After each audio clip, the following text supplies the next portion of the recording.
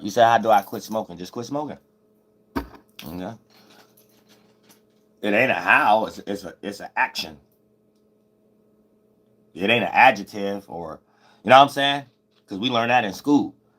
So that's how, at least how I see it. So when a person asks how can they do something, doing something, you just do it. That's not an adjective. That's a action. So when we put our questions in the context of it being an adjective or a noun, sometimes we don't necessarily know what we're asking. And to a wise individual who use intellect, it may appear to be a dumb question. Now, I'm not saying your question is dumb. I'm saying that's normal of the world. Like, I'll be blaming the Masons for that, or I'll be blaming the shadow government for that, or I'll be blaming for that. So it sounds cliche for me to just say, just stop. Because I know where your mind and line of reason and train of thought gonna go. You waiting for me to break down a routine and pattern that you can go through that'll lead to an outcome of you not smoking anymore. But you see, if that's the case, then I'll be taking you leading you on a path. And there's many other paths that people already did that. They got nicotine gum that the shadow government created. They got the patch and stuff like that for a person to start smoking cigarettes. They got all kind of like, so at that point I'm acting like them now. So I got to give you the unbiased energy, and it might sound cliche, but once you understand it within that context, you're going to start individually building ideas in your own mind. Say every time you put that cigarette towards your mouth, you're going to feel like you weak, because it's already on your mind that you want to quit based on your reasonings. So for the most part, the energy I just gave you is going to put you in a mind state even when you're not watching me and stuff like that on your own. And you're going to start thinking, yeah, that's right. Every time I must be a punk. I must not be strong. Why is I'm weak? If I want to quit and I'm about to put the, and then now you could get on your small piece by piece. Cause you ain't gotta like totally go cold turkey. You know what I'm saying? 10 cigarettes turned into five. 5 cigarettes turned into two. 2 cigarettes turned into a half a cig. That half a cig turned into you being so distracted or whatever you was fulfilling your time in to lead you to go down on the amount of cigarettes you were smoking, to the point that you forget to even smoke a half a cigarette now. Then before you know it, you giving cigarettes away. Then before you know it, you using your money for things that ain't got nothing to do with cigarettes. Then before you know it, you ain't smoking no more.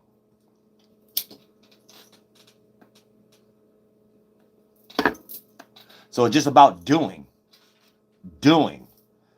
and go down that path and go down that line of reasoning, and then get online and start teaching others what you did, and now you good to go. They'll find their own way, learning that there's a possibility because you went your own way, and whatever your testimony is, a person will be able to take out of that, which you don't know that they taking out of that. So it ain't for you to get in your ego and be like, oh, they like me for this, let me bar on this. So it's like almost telling the same joke different times to think you're gonna get the same energy back. No, switch up, because you don't know what another individual see in you, and another individual don't know what you see in them. So just keep doing you, and you don't know what people seeing, whether it's negative or positive. People coming around if you stay unbiased. Period. And then therefore, an individual will be able to see something that you're doing, that they'll be able to take a piece of that for their own life to direct it in their own energy. Especially if you ain't putting them in a resistant mode or forcing them or giving them some set them path that work for you, but when they do it, it don't work for them because they already flunked out low-hanging fruit, lost in their desires. You might become their enemy anyway. Once a teacher, now an enemy. So don't even put a person in that perspective anyway, especially if you're the more wise one. You got to think for yourself and others. You got to fly on the road for yourself and others in this spaceship called and in this city called Esoteric Babylon. Okay. Always be the spiritual adult. You know what I'm saying? Real stuff. You know what I'm saying? Thank you so much for the donation, Ryan Deere. I appreciate that from the bottom of my heart. You said, "Are you alpha or beta male?" I ain't none of them. Archangel Uriel. The real thing of whatever y'all could think of. You know what I'm saying? So all that shadow government words and stuff like that, I don't know what that is. I'm saying alpha is just a person playing out a man character that somebody created of what it means to be a man. So if you're a male, somebody created an indoctrination for you to be as a male, to appear to be the right type of male that they're trying to structure your mind in. And a beta male is just a person who don't have that ability in some way, shape, or form. So they're the smaller version of it. These ain't nothing but Greek terms for sizes of masses or star matter or whatever like that. So alpha will be the largest, beta will be the smaller size, epsilon will be smaller than that, zeta will be smaller than that, and then go down on the list and shit like that. So this is the Greek alphabet based on size and matter and position and distance. That's all. So if you're a beta male, you a weak male, small mentally. If you an alpha male, you control the environment in the room with your character in some way, shape, or form. So that'll be how they try to break it down in their little gender war type stupid stuff. But other than that, when you just got equilibrium, you the divine masculine and divine feminine. So you got emotional intelligence, divine feminine, and you got intellect, divine masculine. So you ain't in no ego to prove you're alpha, divine masculine in the false way, and you ain't feminine where you get overly drowned in your emotions and things of that nature, and you know how to change the vibe and not react or respond and keep intelligence. That's emotional intelligence. And when you bring those things together, you unfuckwittable. I'm saying, because whether they're alpha male, beta male, feminist, whatever, they intellect ain't nowhere.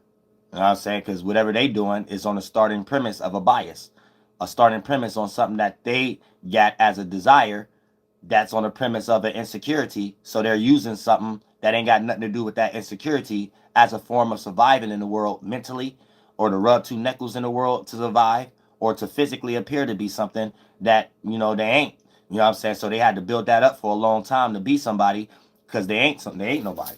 You know what I'm saying? So that last little strings that they hold on, if they can't be that title, that football player or something like that, then for the most part, that's what they fight their whole life for. They willing to go to fight tooth and nail for it and stuff. This is all human stuff. It's all stupid human stuff. It's not real stuff. All stupid fart clouds from humanity. You know what I'm saying? You can just come as yourself and claim yourself. So it don't matter what you is. A person got to respect it, whether you got moral systems or actions or characteristics that they like or don't like. They're going to respect it, though, because you being yourself. And that's the equilibrium of all spirits, what they're trying to be in search for. So all these cloths and Adam and Eve sheets that y'all be wearing over y'all spirit as thoughts and feelings just be covering up y'all inability to be yourselves and things of that nature. And y'all get scared and intimidated anytime another spirit use that power of being themselves, and other spirits like it because that spirit remind them what they should be doing in their own way to be more themselves. Because every time you separate from forms that you're trapped in, you feel and think lighter, because you're more lighter. You're not heavy in a thought and a feeling, and you're able to develop a space where you could manifest more abilities to express yourself in all your multitudes and abilities and awarenesses. You see what I'm saying? Not just limited ones and ones that you use to block other ones from you expressing it because you think it's going to get a reaction. That's agents is going to look at you like you're wrong. Who care what an agent think? Whether they share your blood or you a family, a friend or a co-worker or associate, who gives a fuck? Tell them to go to hell. I'm saying, thank you so much for the question, Ryan Deere. You said, how do you retain so much information and smoke? Because it ain't about retaining information. Information is a part of intellect and logic. It's about comprehension. So I could be down there asleep, but me being who I am is my level of comprehension. So wherever I direct my comprehension towards, as far as information, actions, a talent, or a gift, my level of comprehension is my ability, period. So for the most part, if we're talking about information right now, I have the capability or the comprehension to just understand information. It ain't information being a form and I gotta hold it into a pocket somewhere and things of that nature. My comprehension of wherever I direct it towards, even if it ain't information, my comprehension is up. You know what I'm saying? So when I look at that information, comprehension is up. So there's a lot of information that can be held in my comprehension. Or if you want to say it like that. My gas cloud is real large. So I built the building blocks of this world. So it ain't me even caring about humans' words describing what I created. Like, because I already see it. Once I see it, I already know what they trying to say. They might not even know what they talking about. They might was trying to say something. So I help them understand it better, help them understand what they're saying, or help them understand if they're lost and not saying anything at all. You know what I'm saying? So that I can remind them I wasn't talking about that 2,000 years ago. Or I wasn't talking about that 6,000 years ago. So you can actually look at what I was talking about in reality every day. If you can't see it every day, it don't exist. So anytime you hear an atheist talk about the Big Bang, we can't see the Big Bang every day, so it don't exist. You know what I'm saying? We're supposed to see everything on a micro, on a macro scale. We can see babies being born every day, though. We can see it rain. We can see different circumstances of rain every day and stuff like that. And fusion. So whatever was happening 2,000 years ago, it's got to be happening now. So whoever was writing books 2,000 years ago had to been pointing to something that we can see now. And if you take that any further, you go into La La Land. You go into a space where the gases and all those other spaces, spirits that be creating gases there, created a world like liquid, like thoughts and feelings to be influenced by, that look like a whole bunch of water slides, that look like a man walking on it and stuff like that. You could pay $50 for it, and to go on another aisle, red, black, and green flag, roller coaster rides and stuff like that. They all said all kind of stuff. Oh, yeah, fart cloud, la la land.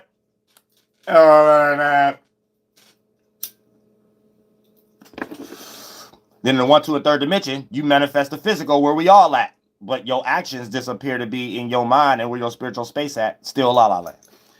So your actions down here that we can see still don't even relate to anything from the periodic table down here that you're trying to point to. Even your actions, we can't, everything you say don't make sense. Thanks so much for the donation. Icy boy, Honcho. You said, what do you think about semen retention? I don't. You know what I'm saying? Everything is in moderation.